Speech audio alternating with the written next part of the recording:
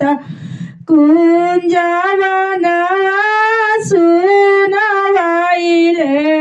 कुंजवना सुनवाइले गो मधिया पसली उदिया ससुरवा चलली एगो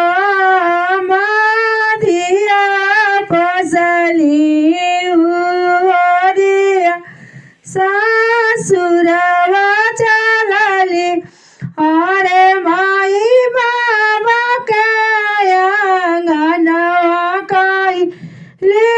सुनाता मामी के आचरवा सुना अरे माई काई दियाली चाचा के अंगनवा सुना चाची के आचरवा सुना आंगने में हमारो दुआरे पे पापड़ा अरे माई डालिया बासा दाइए रवि राना भैया बहिनी हमें छोड़ी के चलली बहिनी हमें छोड़ी के चलली की जाए ता पापा मारो चुपाए तो मामी हमार चुपाए ता चाचा मारो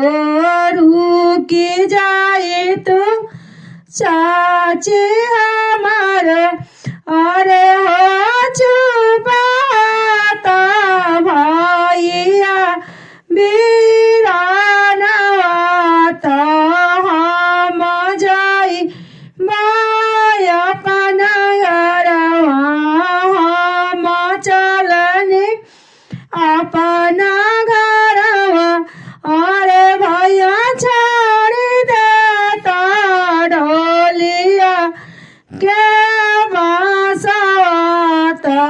हम चलली अपना घरवा हम चलली अपना घरवा एगो हम सुगिया पालनी दूध भात कटोरवा दी हाली दूध भात कटोरवा दी हाली अरे माई सुगिया उड़ी चली दिहाली ता कुंजवना उदास भइले कुंजवना उदास भइले